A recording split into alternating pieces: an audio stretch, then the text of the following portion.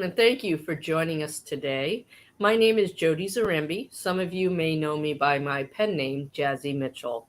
I am the moderator for today's question and answer session sponsored by Launch Point Press and Desert Palm Press.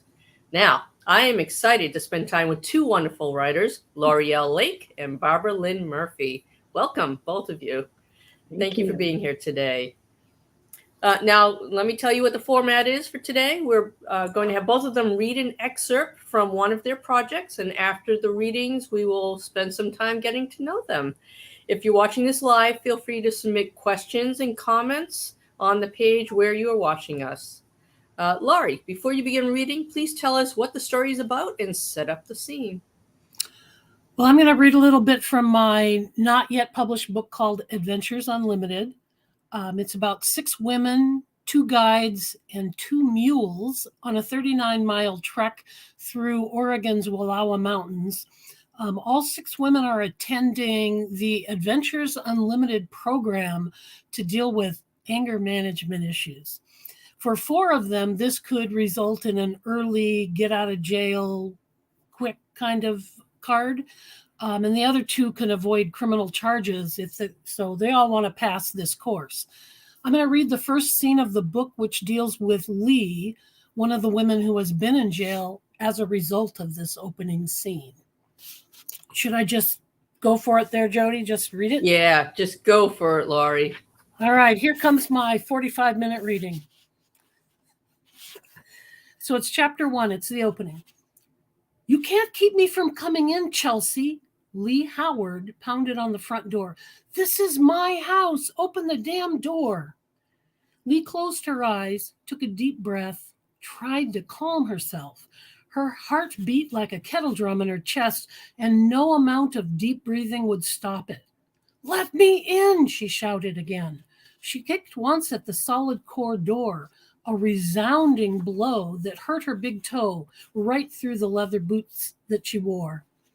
She moved across the wooden porch she had lovingly built 2 years earlier and stomped down 3 stairs to the cement walk that led around the side of the house. At the dining room windows, she stepped into the flower bed and pressed her face up to the glass. Shielding her left eye from the glare of the setting sun, Lee surveyed the interior of the house. The dining room looked the same. The oak table she'd refinished when Chelsea had first moved in was heaped with magazines and mail and newspapers. The 6 matching chairs sported various sweaters and coats hung over their backs, as if Chelsea were drying laundry for the masses. Lee had always hated how Chelsea draped clothes and towels over every spare surface. Beyond, in the kitchen, nothing looked disturbed. A stack of dishes rose up from the dish drainer, and a teapot sat on the stove. Lee stepped back to the sidewalk and stomped to the back door. She reached for the screen's handle, but Chelsea's hand darted out and locked it. Chelsea stood in the partially open doorway, a smirk on her face. "Get out, Lee. Go away." "Not until you give me my stuff," she rattled the door handle. "Screw you. Possession is 9/10 of the law." Lee let out a howl. "How can you say that? You don't need my woodworking gear." "I can make a pretty penny selling it online." "No!" Near tears, Lee smashed her fist into the glass of the screen door. It made a strange scrunch noise, resisting her force, and then the entire panel of glass buckled, some of it shattering onto her wrist. Chelsea let out a shriek and tried to shut the interior door, but Lee's fist was in the way. The edge smacked against her hand and wrist, and Lee shouted in pain. "You bitch!" Chelsea backed up, a look of fear on her face. Lee took that opportunity to unlatch the screen with her good hand, then nearly ripped it off the hinges. Glass crunched beneath her boots as she entered the house, blood pounding in her head. How could Chelsea do this, Lee thought. How? Why? She came through the family room, pursuing Chelsea, who ran toward the bedrooms on the other side of the house. And then she saw the reason for Chelsea's actions. Another woman, disheveled and dressed only in sleep shorts and a t-shirt, emerged from the master bedroom. She stood in the doorway, dark hair tousled and her face flushed. In one hand, she held a ceramic bedside lamp with the shade removed and an electrical cord that dangled from the end. She swung it around, screaming, "Get out! Get out! Get out now, or I'll hurt you!" "Who the hell are you?" Lee asked. "None of your business. Just get out." "No, you get the hell out. This is my house." "Janice, get away from her," Chelsea called from the bedroom. "Let the police handle this." Holding a cell phone, Chelsea stood behind Janice, a satisfied smile on her face. Now that Lee had a moment to examine her act, she saw Chelsea wore only a skimpy black negligee under a see-through blouse. "You tramp. You were whoring around even before you broke up with me." Chelsea grinned and held out the phone. "The police are catching all of this, Lee Howard." She raised her voice to ensure that whoever was on the other end of the line heard. "You're trespassing and you've broken in. The police are coming." As if to punctuate the statement as true, in the distance Lee could hear the tiny whine of a siren. Janice advanced, the lamp held above shoulder level. She was nowhere near Lee's 5'11" height, nor did she weigh enough to take her on, even with Lee's injured hand. When she swung the lamp, Lee grabbed it with her good hand, plucked it out of the air, and threw it down. Chips of ceramic flew everywhere. Barefoot, Janice launched herself at Lee and tried to headbutt her in the stomach. Lee twisted to the side and used Janice's forward momentum to send her flying. The woman skidded across the hardwood floor on her stomach. She slammed into the wall headfirst and lay whimpering for a moment, then sat up and put her head in her hands. Her moaning wasn't loud enough to drown out the siren outside. The smirk on Chelsea's face was long gone.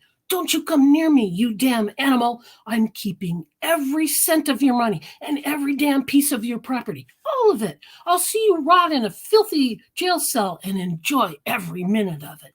She tiptoed around the glass to fling herself next to Janice and comfort her. All of the anger and rage threatening to explode out of Lee's head suddenly whooshed through her stomach, down her abdomen, and out her legs, leaving her shaky and cold. As she backed away from her ex, she looked down at her arm and was shocked to see blood dripping from the misshapen lump of her fist. She plucked out a thin sliver of glass embedded in the top of her hand. Trembling, she staggered into the family room and dropped onto the couch. When the police burst in the front door, she didn't even look up. She cradled her right arm and watched an artery in her wrist throb, a river of blood through a jagged crease in the top of her hand. Whoa. That's it. That's all she wrote. Wow, that's a great scene. She has a little bit of an anger problem there, I hear. Poor Lee.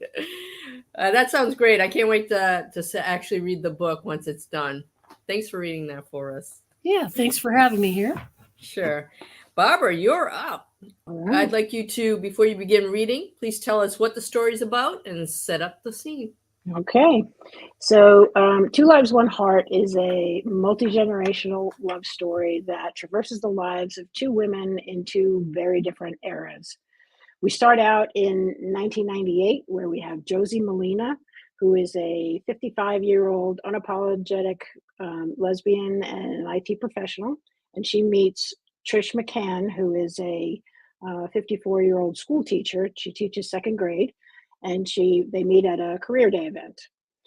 Later on in the story, we will go much further into the past, and we're in 1929 when we meet Anna, who is Trish's grandmother.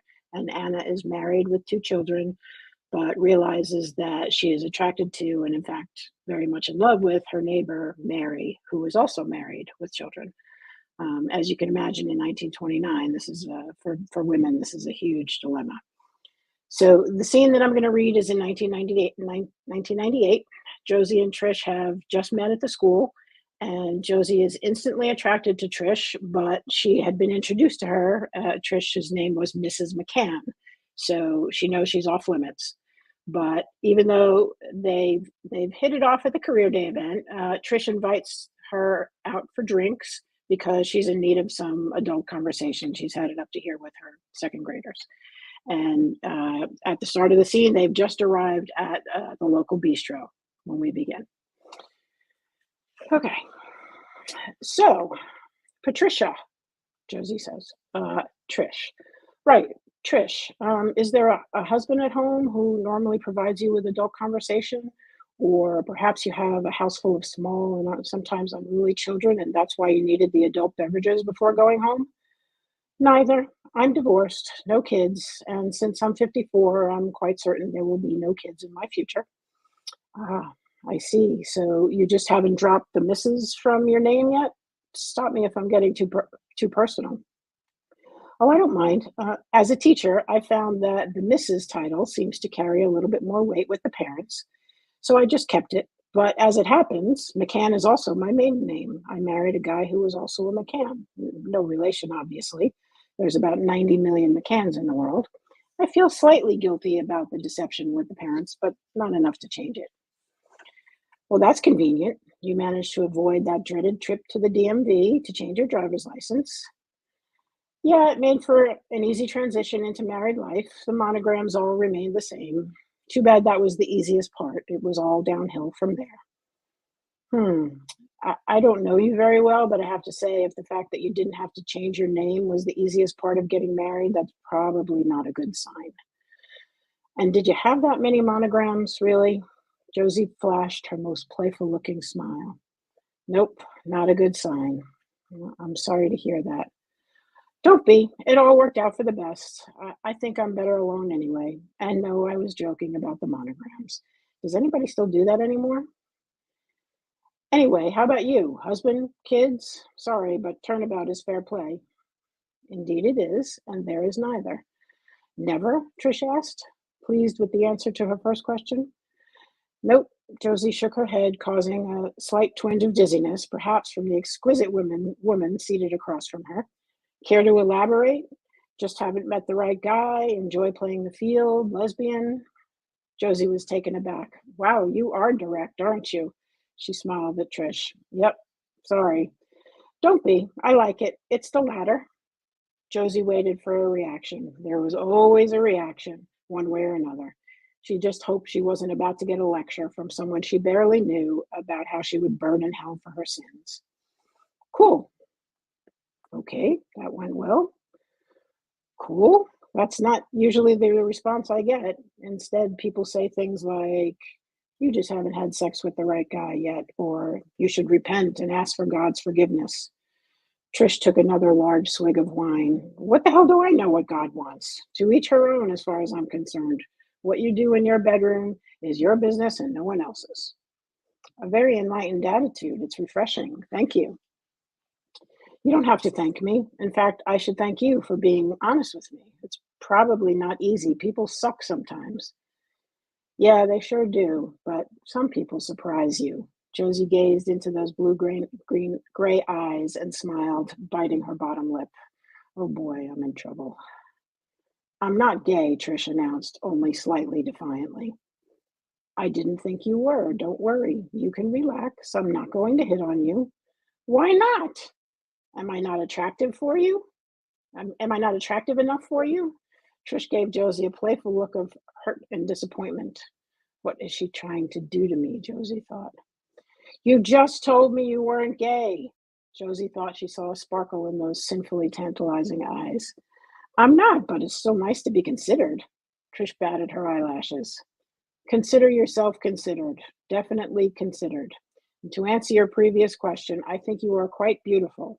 However, given the I'm not gay admission and my previous experience with straight women, I will keep my considerations to myself from this point forward. Trish leaned in and said, tell me about those experiences with straight women. Why? Because I want to know what kind of havoc we wreak. Oh, I can see I have my hands full with you, don't I? Josie caught Trish's gaze with her own. This woman is confusing, playfully confusing. You sound like my ex-husband. He always told me I was a handful. Did he mean it as a compliment? Oh no, he definitely did not. Do you? Maybe. I quite like a challenge. You're changing the subject by flirting with me. Straight women, come on, spill it. Why do I get the feeling you'll be taking notes so you know how to drive me crazy? Josie felt a rush of tingling heat radiating throughout her body. That's an excellent idea. A grin reminiscent of the cat that swallowed the canary appeared on Trisha's face. Okay, here's the thing. Many women from our generation felt that they had no choice but to get married when they were younger. They have their kids, their big houses, their husbands who dote on them. You know, it's all very Stepford Wife-ish. But that's not enough. They realize as they get older, they've been lying to themselves about what they really want. Then, when they wake up and discover they have more days behind them than ahead of them, they finally figure out that they've only been hurting themselves. And even though that realization is as clear as day, most women still can't muster the courage to take that next step. They're too afraid of the chaos that it will cause their family. So they dabble. And speaking for myself, I do not dabble. I am all gay all the time, hence the havoc. I do not want to fall for a woman who can't speak her truth, because I'll be the one who will end up with a broken heart. So even though I have a massive crush on you, you are off limits and therefore safe from my considerations and advances. Havoc. Josie sat back, satisfied with her explanation. Trish took another sip of wine and stared at Josie, contemplating her reply. Speechless? Josie asked gleefully.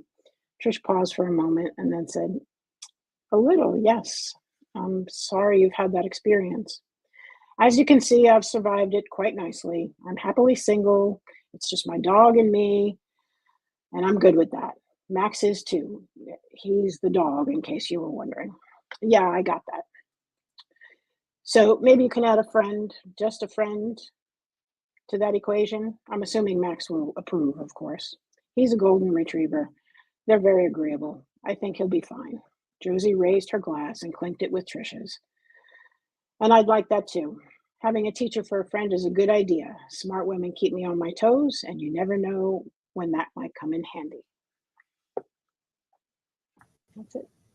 That was great. Thank you, Barbara. Thank you. I really love how forthright Josie is. I mean, she just says what she's thinking, and there's no artifice there at all. She's just laying it all out. I love that. I love how the bit of flirting happening and Trish getting offended because she isn't being considered, and that was just great. Thank you. Thank you. Thank you. So actually, I'll start with you, Barbara. Let's start with some questions, get to know you a bit better. Okay. So first off, congratulations on your first release, your debut novel through Desert Palm Press. That's wonderful. So tell us, what type of books do you like to write about? So I seem to be drawn to writing stories that are very much about relationships. As you heard, I use a lot of dialogue, and I enjoy writing conversational stories that focus on typical everyday issues that we all deal with. You know, love and trust and fear, taking chances, getting hurt, dealing with loss, all things like that. And I've definitely drawn from my own experiences, and there's parts of the story that are either modeled from something that happened in my life, or in some cases are situations that actually happened. And there's a bit of me in all my characters. And maybe that's because maybe that's because I'm a new writer, and it's the old, write what you know as a new writer. Who knows, maybe down the road I'll branch out into stories that have no correlation to my life at all, but well, it's a good thing. It's a good thing you didn't write a murder mystery, because then I'd be a little nervous. She'd be in my book then. That's right. That's right. So, Barbara, how do you prepare for each book? So your first one just came out. You've written another one coming out in May. How are you doing this? It's weird, honestly. As you can see, I'm no spring chicken, and I've never written more than 20 pages at a time. And during COVID, I just sort of sat down and I kind of changed the way I think about writing. I used to think that I had to have the whole thing from start to finish, all the way mapped out with a nice, neat outline and everything like that. And I could never get started. That need to have it done all the way to the end just never let me progress. And then when I let go of that and I just started writing, it just came out very organically on its own. So that's like that old thing. Are you a plotter or a Yes, pantser or I a am a plantser? pantser. I am Right. a pantser, big time. By the Okay. seat of my pants, for sure. Laurie, what about you? Are you a plotter, a pantser, or something in between? Yeah, I'm a panty liner. Ah. No, I don't ever outline, and I'm a little bit like Barbara in that I work on scenes, and I don't know the whole book. I'm often surprised when I get to the end and have to go back and rewrite parts, especially with mysteries. I don't always Mhm. know who did it or why. So, unlike people like, uh, I don't know, Jessie Chandler, one of my best friends, and she just says, "Well, I lead my people around by the nose, and they do whatever I want." And I don't think that happens for me. From reading Barbara's book, I don't think that happens for her either. People are very individual. Right, right. Um, it's funny because I try and be a plotter, but it doesn't work. Once I get going, my characters are telling me what to write, and the only reason I go back to my outlines later and update them just so I can keep track of the little details that can catch you up later on if you don't remember them. Mm-hmm. So, Laurie, since you turned over the reins of Launch Point Press to me, I did. how's the writing going? You have more time now. What are you working on? Well, I've been working on Adventures Unlimited Mm-hmm. because I've been monkeying around with this book for a decade, and I really need to get it done. And so I have the first draft done, except the final scene. And so I want to do. I don't know. I'm torn about how I want the book to end. So I just realized the other day that I need to start revising and then see where it goes, because I need an ending that feels resonant, and I don't have that yet. Do you have a time of when you might want to publish Adventures Unlimited? I would have really liked it to come out in 2014. Oh, okay, okay. Well, you missed that deadline, I Laurie. think I So, may have done that. It would be nice if I could put it out this year, because I'm also very close on a second book. I'm probably 2/3 of the way through this one that doesn't have a title yet. That's more general fiction about a woman she's lost her partner overseas in Ukraine, and what happens to her when she moves to a new neighborhood. And I love that book. It has a very exciting 8-year-old in it. This kid is really caught my attention, so I want to get to that book too. And I have also been working a little bit on this book, Sparking Creativity, which is a nonfiction kind of writing book an inspirational one that I've been working on for way over a decade. I just have a lot of stuff you have going. a lot. I think that I opened Launch Point Press to help other writers to avoid my own writing, and now I'm back to it. And suddenly the house, I need spring cleaning, and people are coming to visit, and blah blah blah. And so, Yeah, I get it. It's easy to put that writing on hold for other things, but you don't have Launch Point Press for you now. That's my responsibility. So you got to get that writing done. Everyone's waiting for your books. I see Linda Vogt has just written, "If you finish your book, I'll finish mine." And yes, let me tell Linda Vogt, I am more than happy to. we have a lot of people writing in. We have a lot of people writing in for you, Laurie. They're all saying no more jigsaw puzzles for you. I'll finish my book if you finish your book. Come on, get on it. Get on it. Well, and then there's all those people who want the next gun book.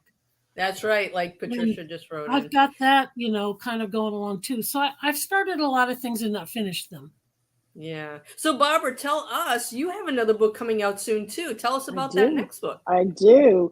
So it's called When It's True. And here it is. Oh, nice. Cool. I see it. All right. Tell us about it. So it is a story about there's four main characters. There's Beth and her wife Kelly, and the story is written from Beth's point of view, in the first person point of view as Beth. And then there's Beth's ex Jackie and Kelly's sister Paige.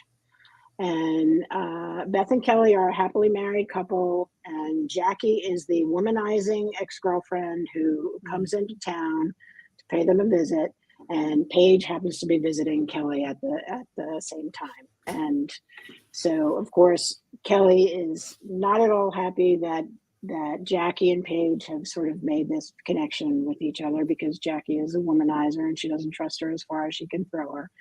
And so, of course, they hit it off, as you would expect. Of course. And then it's just sort of how the relationship between the four of them manifests itself with that conflict of Jackie's past, and Paige has some things in her past, and then Beth and Kelly have something that goes on with them that they need to deal with as well. But I don't want to give a spoiler alert on that. That sounds great. You throw in an uncomfortable situation and then just give it a twirl and see what happens, right? Right, exactly. Well, we're looking forward to seeing that too. And you Comes said out on May 1st. There you go. I was just going to ask that. May 1st. So May 1st. It's coming up pretty soon then. Yes. Okay. Thank you. Laurie, tell me, how has the writing process of taking a manuscript from submission to publication changed for you from the first book to nowadays? So are you referring to when I have been doing the whole process myself, or from back in 1999 when... Way back, like your first couple of books, what's changed for you personally and for the process itself? Well, I like that now I have a whole lot more control and a lot more time and energy to focus on the details of how the book looks and how it's edited. And in the early books, well, Gun-Shy, for instance, has 5 incarnations, I believe. Wow. It was an online one, and then one that had this cartoonish looking cop on the front cover, and then I designed another cover for it, which is stuck for a couple rounds, and then Sherry designed a new cover for the latest.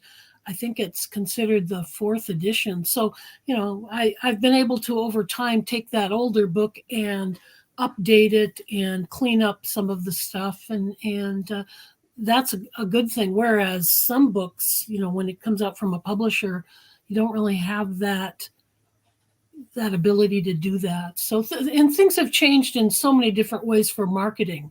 Mm-hmm. We used to be able to send postcards off to stores, and back in the day, I had about 40 different stores that I could communicate with, and they would sell books, and we don't have that anymore.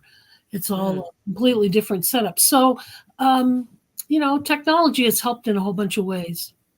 Yeah, I can see where that would be true. Mm-hmm. Barbara, now this was your first time taking a manuscript from submission to publication. What surprised you about that process? Everything. What do you wish you knew before you began that process? I was clearly so naive about the process, and I'm sure Lee at Desert Palm Press, who's I believe is listening. Yes, she is. Yes, she is. Yes, Barbara, you were very naive about the whole process. I thought it was a lot easier than it is. Yeah. Who doesn't, right? Everybody thinks that, I can do. You write the book and you're done. Yeah, right? Exactly. You're done. The editing process was kind of a surprise, but a good surprise. I mean, I had to, especially that first edit where you sort of have to, where they rip it apart. You have to learn how to take constructive criticism and apply it, and realize that your editor knows better than you do. Mm-hmm. That was kind of a surprise. See, Laurie might not remember that because that was so long ago for her. I do remember that. I think the word you were seeking, Barbara, is grueling. It can be a grueling process. Yes. Well, Tony Kelly, my editor, was great. She handled me with kid gloves. She was very sweet about it. She didn't like hit me over the head with, but you've made the same mistake 4,000 times. Could you please stop this already? Get over this and learn grammar, proper grammar. Yeah, I know. I do remember the first book I did and my first round of edits, and it was surprising how many mistakes I made. Like you just don't even think about a lot of that Yes. until it's right in front of your face. The So same ones over and over again. At one point, she put in the comments on the Word document. Now I'm just laughing, she said, about how many times in one document, in one manuscript, that I could make the same mistake over and over and over again. Well, right. we can't see the forest for the trees. Right. We don't know what we don't know. And someone else comes along and says, did you notice that in the course of your 70,000 word manuscript, you used the word that 7,200 times? That's it. That was the Yeah. first thing she said. Stop Yeah. using the word Oh, that. I know. One thing you'll learn is there are certain words you just want to weed through. You don't even know. I use, the word then or just or there. I mean, there are a bunch of words that you can just get rid of, but you don't think of it while you're writing. So it's a great process in that sense. And now you know even more things for the next book and the Yes. next book. Yes. So hopefully it'll keep a be list. easier with each Oh, one. Lee will get less and less frustrated with me, and Where's the I'm fun sure in she didn't that? get frustrated with you. oh, she might have, but Hey, that's okay. Lori. She's been great about it. Lori, since you're an experienced publisher, writer, and educator, what advice can you give to other writers who are just beginning their careers? Like me. Well, Like Barbara. I think one of the things is how important it is to find collegial writers, some who may be newbies and some who may be experienced. It's really good to talk to people who've been through the publishing process a few times. As a publisher, I was surprised how much hand-holding a lot of authors who are new need. And after you've done that a dozen times or more as a publisher, I mean, I've experienced it's the publishers and the people at the publishing company, they do tend to get sort of cranky. Yeah. And so it's like the more you can learn, the more research you can do, the more you can find out about all the aspects of both the publishing process and the writing process, the better.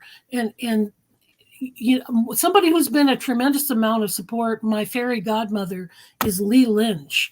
Mhm. And she just is a very down to earth person who, if she writes a paragraph in a day, she celebrates it. If she writes a chapter in a day, she celebrates it.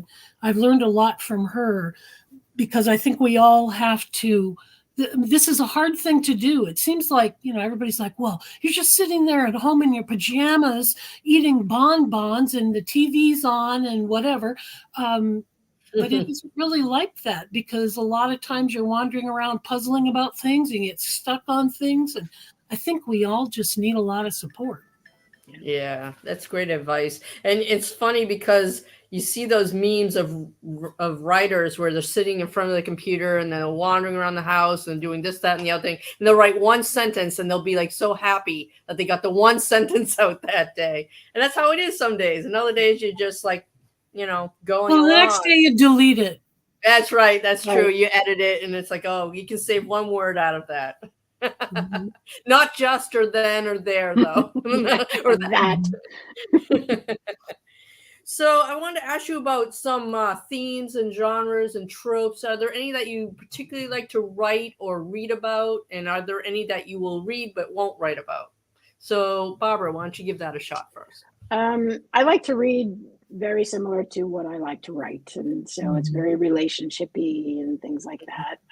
But really, any story with some good character development, and I do like dialogue, as you can see. If it's just paragraphs and paragraphs of words with no dialogue, that's not really my thing. I also don't like paranormal or horror, not my thing at all. Just Yeah, you don't want to have to go to sleep appreciate early. those writers. Yeah, I appreciate those writers. It's just not something I want to read. So I like to read this very similar to what I like to write. And Laurie, what about you? Well, I like to write a lot of different things and I like to read a lot of different things. Right now, I'm a closet post apocalyptic EMP pandemic reader. I don't know why, but I just have been reading a lot of that. And in fact, I have a book that's probably 75,000 words long so far that I've been working on off and on ever since 2008. And I finally deciding, I think I'll get that done. But I very much like to write about characters in crisis. And I didn't know this for the first couple of books I wrote, but I'm very interested in the theme of internal emotional trauma and how characters manage that. And I'm also interested in, like Barbara just said, in the relational aspects of these different characters. And I like how Barbara has a little cadre of people and how they relate to one another. It matters, even if one's in the 20s and another set's in the 90s. There's all these similarities, and so I really like the emotional aspect. But I mean, I don't want it to be melodramatic or purple prose, but I want to see my characters thematically rise above the issues that confront them, which they at the beginning of a book generally don't believe they can figure out how to get around. There's obstacles in their lives that they just seem insurmountable. And I very much like trying to figure out, well, what should they do? What would they do? How are they going to fail? How bloody are they going to get before they finally win the fight? So, right. Yeah, and I'll write short stories. I'll write essays. I like to write every genre. I'm not big on horror, but I love psychological suspense. I like mystery. I'm a closet military sci-fi lover. I don't read as much romance as I used to. Not sure what that is, but romance always matters in a book to me. How people love one another matters. Sure, the connections between people. It sounds like both of you enjoy that. Absolutely. Yeah, I mean, that's why. In Barbara's book, I like that with Anna and Mary and how they were drawn to one another like, bugs to the zapper outside. They just couldn't leave each other alone. I very much like a force they couldn't get away from. They had no choice. They felt whole when they were together and then fragmented when they weren't. And I like looking at that theme a lot. Right. Yeah, that's great. Thank you. So I want to ask some quirkier questions, and then I want to do a little bit of a lightning round with you. But first, let me ask you a few quirky questions. Like, who's your celebrity crush if you have one? Lori. Oh, ask Barbara first. I got to think about Barbara. Okay. Who's your celebrity crush? There's quite a few, actually. Just pick one. For a while, it was what's her name from Killing Eve. She was a Sandra Oh. Sandra Oh. No, the other one, Jodie. Comer. Comer. It was her. And Sarah Shahi from The L Word. She played Carmen on The L Word. Yeah, she was a big celebrity crush. Awesome. Laurie, did you think of one yet? I should have thought of this immediately, but right now I'm totally crushing on Taylor Swift. Oh. And my character in the book that is unnamed, I've been calling it Strays, with the little 8-year-old. The adult main character in the book comes upon her, and poor little Willa is weeping. Oh. And Samara, who's the main character, says, what's the matter? And Willa says, Taylor and Joe broke up. It's terrible. and so I've put a lot of Taylor Swift in the book, and there's some conversations that Willa and Sam have, and I just love her so much. I love her music and her attitude, and she's probably right now the one person I would like to meet most in the world. Well, I know my son and my younger daughter also love Taylor Swift, so I understand that completely. I'm listening about her all the time from them. Did you hear this song? Let me sing it for you. Okay, lightning round. So I will ask both of you the same question, and you just answer off the top of your head. So I'll do Laurie and then Barbara, okay? So Laurie, what's your astrological sign? Aquarius. I have to save the world. Okay, Barbara? Taurus, stubborn. Stubborn. Okay. Are you an early bird or a night owl, Laurie? What comes after the night owl? The even later thing? Or the person who, what's the bird that never sleeps? The dodo bird. Okay. That sounds like a good symbol for you. I'm not a yes? morning person. I'm not a lark. Okay. Barbara. Very early morning person. Oh, okay. You get the worm. Okay. Do you prefer coffee, tea, or water? Lori. I prefer Coke Zero. Excellent. Barbara? Coffee. All right. Lori, I gave you choices. Okay. I don't drink coffee. I haven't been drinking tea. I mean, I guess I'd have to pick water. Yeah. Okay. Do you prefer the beach or the mountains, Lori? I guess I'm going to go with the mountains. Okay. Barbara. The beach. I grew up on Long Island on the beach. All right. I have a very important question now. Which would you choose? Being able to speak every language in the world or being able to speak to animals? I have a question about that. Can the animals speak back? Yes. Can we communicate? But it doesn't mean you're friends, but yes, you can communicate. I mean, they'll tell you why they're going to eat you before they eat you. Okay, I'm going to pick the animals.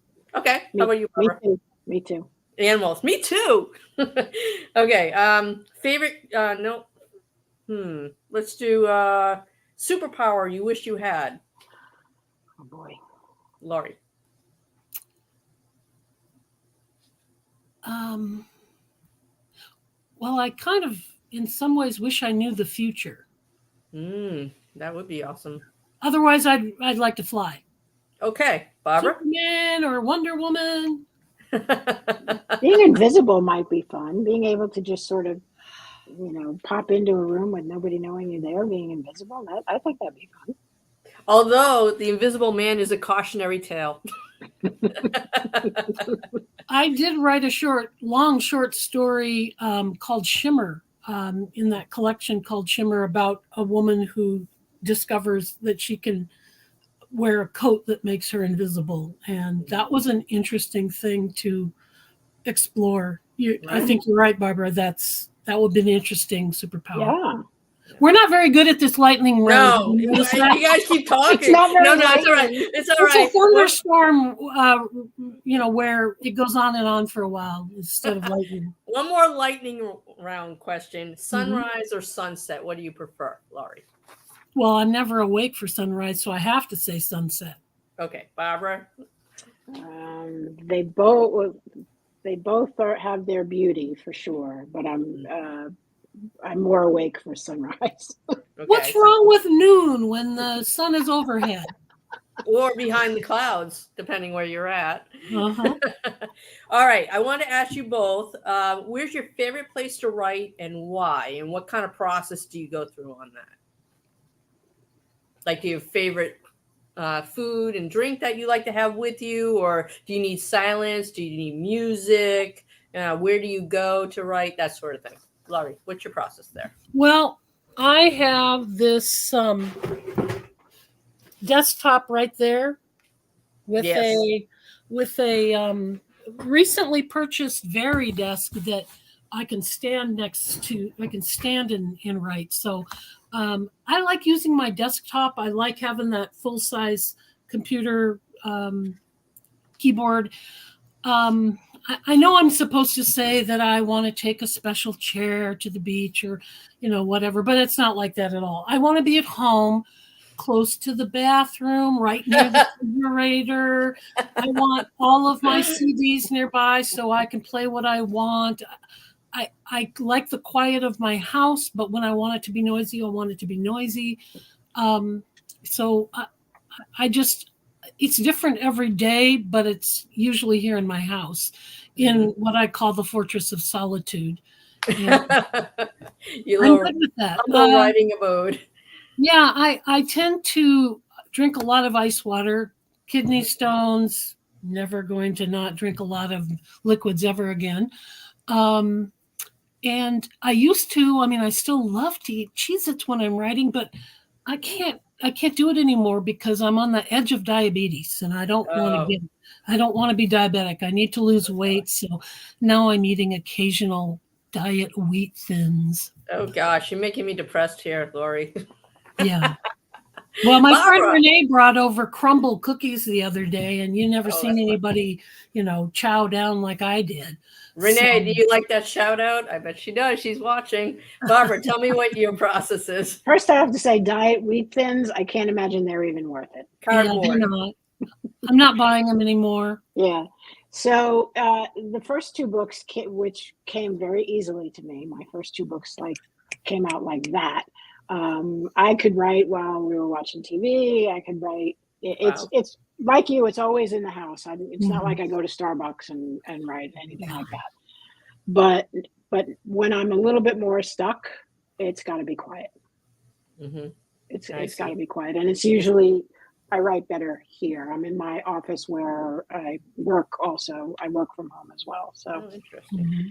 Great. this is usually the writing monitor, and Ah, where I'm looking right now is the work monitor. I have it switched interesting. You're between. both in your writing areas right now. Yeah. Good. Mhm. Well, I have one more question for you both because we are running out of time. So tell us anything you want us to know about the project you read from today or about one of your other projects. Laurie, you first. Go ahead. I've been working on this book called Sparking Creativity, Words of Wisdom to Inspire Your Writing, or your creative process is what it is. And I've talked to by email, an awful lot of authors who have been so generous about letting me quote them. Because what I've been doing is taking a quotation at the top of each of these 52 weeks of examples, and then I comment on what they're talking about, and try to muse about it a little bit. And it's interesting because I've been working on this off and on for just years and years, and I need to get it done, because now I go back and look at things and I say, well, wow, I thought that when I was 39, and now I'm much older, and that's bullshit. I don't really do that anymore. So I'm enjoying working on that book, and I'm constantly surprised at how some of the really big name people like Dorothy Allison or Stephen King or Dean Koontz, for instance, all of these people have given me quotations, and then other people who you would think, oh well, there's zillionaires and they want you to pay them $1,000 to use 3 sentences or something like that. So Right. Crazy. it's kind of interesting how generous most writers are, though. Yeah. Probably 3 of them that I've contacted have been unwilling to give me permission. So, Well, we're looking forward to the finished version, Laurie. So I hope so. I hope it would be helpful to other people, because Mhm. it's got a lot of knowledge and whatever tiny little amount of wisdom that I have managed to accrue. I hope that shows up in the book. Mm-hmm. Yes. And Barbara, why don't you also, for the last few minutes here, tell us what you want us to know about what you read from, or any other project that you want us to know about. Yeah, so I mean, the book that I read from, Two Lives, One Heart, only just came out in January. So obviously, I'd love for anybody who's listening to check it out. It's part of the hard part of this process. I think is the harder part is getting people to know who I am. Mm-hmm. Yes. In the beginning, Lee asked me if I need any, advanced reviewers copies. I'm like, nobody knows who I am. Who's going to review my, Yeah. So just getting people to know my name is such a challenge, and Yes. that involves putting myself out there, which is not something I'm very good at to begin with. So, Well, you've done a great job today, Thank Barbara. you. So don't Thank say you very that. much. Promoting is hard. Putting yourself out there is hard, but Yeah.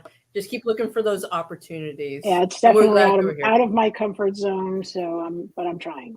You might Right. also be surprised at how many people are interested in the visions of debut writers. Yeah. Like, for instance, when I first wrote Gun Shy, one of the people I admired a great deal was Marianne K. Martin. Mhm. And so I got a hold of her, and she wrote back advice to me of what to do and how to market. And Really? the one thing that she said, and I've kept this in mind all these years, that she said, every single person who contacts you, email or text or whatever, write them back. Yeah. She said that is the Yeah. best piece of marketing and promotions you can do, is to develop a list of people who like your work and who you kind of know who they are. And maybe that goes into that whole idea of 1,000 true fans. And Right. so I think you might be surprised with your second book. Send it around to some people that maybe you think wouldn't be interested. You might get some blurbs from places that you would never expect. Plus, of course, there's Desert Palm Press and also Launch Point Press authors, some of whom are more than willing to take a peek at your book and blurb it or do a review on Amazon or something like that. Thank you. Thanks for the advice. I appreciate that. Great advice. I'm sorry, but we are running out of time now. I had a great time speaking to both of you today. And I'd like to thank both Laurie and Barbara for being here, spending your time with us. This session is being brought to you by Desert Palm Press and Launch Point Press. We are sister presses. So Barbara, Launch Point Press authors are glad to help you, just as I know authors from Desert Palm Press are. And we have collaborated to offer these live streams to you on a monthly basis. So we hope you'll join us for the next session, which is on Thursday, May 18th, when we'll have 6 talented authors reading from their works. Until then, I hope you'll visit desertpalmpress.com website and my website, launchpointpress.com. So thank you for being here. And I hope you all have a wonderful day. Thank you so much. This was great. Thank you. Thank you.